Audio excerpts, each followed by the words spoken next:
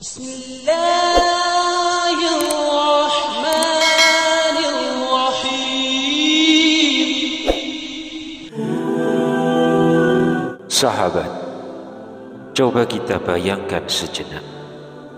Suatu hari nanti, ketika nafas terakhir kita perlahan terhembus, tubuh ini terbujur kaku, lalu dimandikan, dikafani, disolatkan, dan akhirnya kita diturunkan ke liang lahat. Tanah mulai menutup tubuh kita, gelap, sunyi, dan sepi.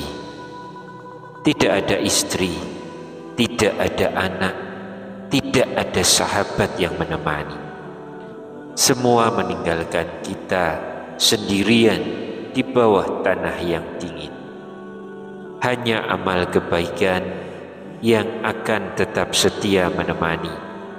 Hanya ibadah dan zikir kita yang menjadi pelita di alam barzah.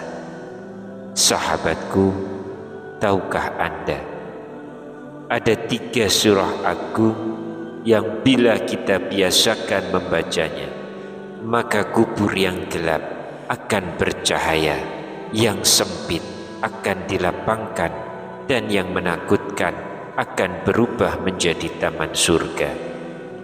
3 surah inilah yang menjadi kunci keselamatan dari siksa kubur dan penolong di hari kiamat.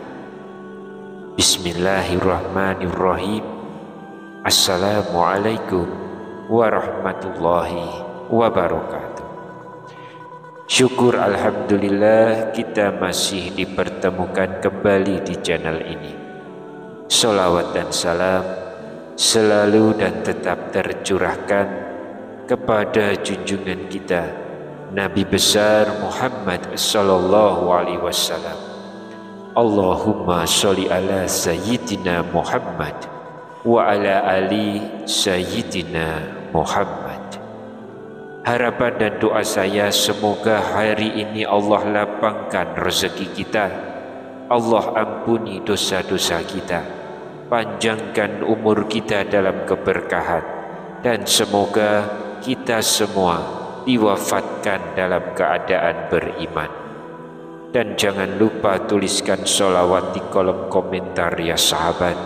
Insya Allah itu akan menjadi tanda cinta kita kepada Rasulullah sallallahu alaihi wasallam, dan semoga kita semua mendapatkan syafaat beliau di hari akhir nanti. Amin ya rabbal alamin. Sahabat Oborpedia yang dirahmati Allah, kematian adalah kepastian. Ia tidak mengenal kaya atau miskin, tua atau muda, pejabat atau rakyat biasa. Allah berfirman dalam Al-Quran, kullu nafsin dha'iqatul maut. Setiap yang bernyawa pasti akan merasakan mati. Quran Surat Ali Imran ayat 185. Begitu nyawa kita dicabut, tubuh kita dimandikan, dikafani, disolatkan, dan akhirnya diturunkan ke liang lahat. Saat itu tak ada yang bisa menemani kecuali amal. Rasulullah sallallahu alaihi wasallam bersabda, sesungguhnya kubur adalah tempat pertama dari perjalanan akhirat. Hadis riwayat Tirmizi. Jika seseorang selamat darinya, maka setelahnya akan mudah. Namun bila tidak, maka setelahnya akan jauh lebih berat. Tapi sebelum kita melangkah lebih jauh, jangan lupa untuk like video ini, subscribe channel ini, dan aktifkan lonceng notifikasinya agar sahabat tidak ketinggalan kajian-kajian kami berikutnya. Jangan ragu untuk menuliskan doa dan hajat sahabat di kolom komentar. Insya Allah doa tersebut akan kita aminkan bersama, dan semoga Allah subhanahu wa ta'ala segera mengabulkan setiap permohonan baik kita. Rasulullah Shallallahu Alaihi Wasallam bersabda, doa seorang muslim untuk saudaranya tanpa sepengetahuannya akan dikabulkan. Di atas kepalanya ada malaikat yang ditugaskan.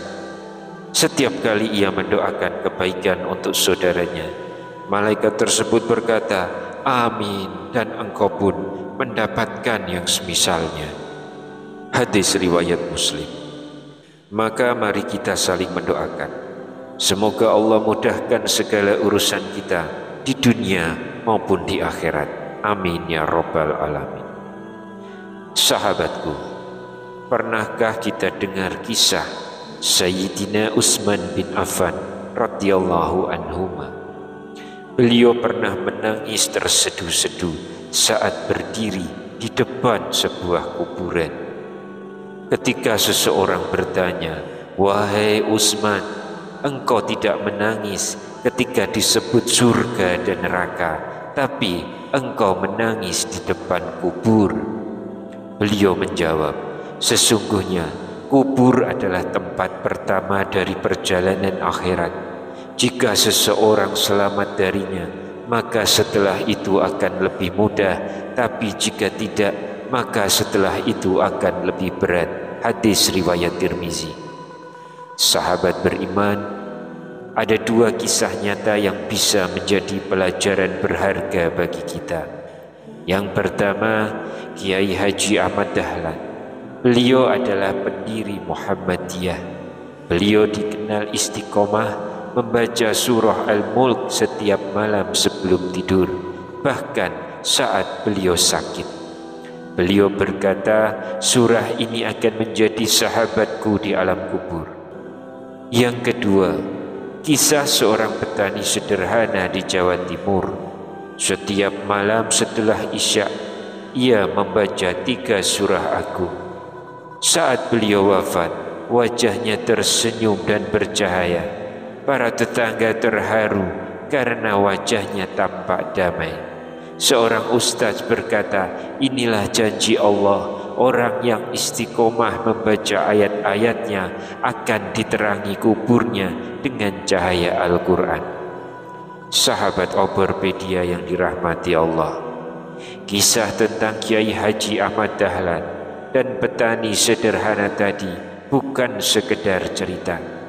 Ia adalah cermin kehidupan dua manusia yang berbeda nasib di dunia, tapi satu tujuan di akhirat. Yang satu seorang ulama besar, pendiri organisasi Islam yang berjasa besar bagi bangsa. Yang satunya hanya seorang petani sederhana, hidupnya di sawah dan di ladang, tidak dikenal banyak orang, tapi dikenal oleh malaikat karena amalan hatinya yang tulus. Mereka berdua memiliki satu kesamaan. Mereka sama-sama menjaga hubungan dengan Al-Quran. Setiap malam sebelum tidur, bibir mereka tidak pernah lupa melafalkan 3 surah agung ini, yaitu surah Al-Mulk, surah Yasin, dan surah Az-Sajdah. Malam demi malam mereka lalui dalam hening. Di saat kebanyakan orang sudah terlelap dalam tidur panjang, mereka masih berbisik lirih dengan ayat-ayat Allah. Ayat demi ayat mereka baca, bukan karena ingin dipuji, tapi karena cinta kepada Allah, cinta kepada Rasulnya, dan cinta kepada kehidupan akhirat. Dari 2 kisah itu sahabatku, kita belajar 3 pelajaran besar. Yang pertama, bahwa istiqomah itu lebih utama daripada banyak tapi terputus. Amal yang kecil tapi terus dilakukan lebih dicintai Allah daripada amal besar yang hanya sesekali. Sebagaimana sabda Rasulullah sallallahu alaihi wasallam, ahabbul a'mali illallahi adwamuha wa in qalla. Amalan yang paling dicintai Allah adalah yang dilakukan secara terus-menerus walaupun sedikit. Hadis riwayat Bukhari dan Muslim. Kiai Haji Ahmad Dahlan dan petani itu sama-sama membuktikan sabda ini. Yang satu berjuang dengan ilmunya, yang satunya dengan ketekunan hatinya. Tapi Allah memandang keduanya sama, karena yang Allah lihat bukan jabatan, bukan harta, tapi ketulusan amal dan istiqomahnya hati. Yang kedua, bahwa Al-Quran adalah sahabat sejati di alam kubur. Manusia bisa pergi, keluarga akan kembali ke rumah, tapi Al-Quran, ia tidak akan meninggalkan kita. Ia akan duduk bersama kita di alam barzah, memberi cahaya di dalam gelap, menenangkan dalam kesepian, dan menjadi pembela saat kita dihisap. Dan yang ketiga, bahwa usia tua, rambut memutih, tenaga melemah, itu bukan sekedar tanda tua, tapi peringatan lembut dari Allah. Allah sedang memanggil kita dengan cara halus, menyapa melalui perubahan tubuh kita, seolah berkata, "Wahai hambaku, waktumu di dunia tak lama lagi, bersiaplah untuk pulang."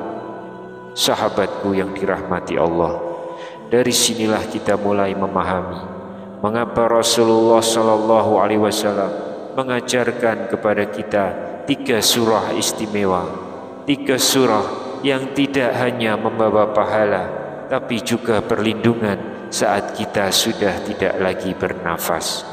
3 surah yang seolah menjadi teman sejati di alam sunyi, yang akan mendatangi kita di kubur, membawa cahaya dan ketenangan.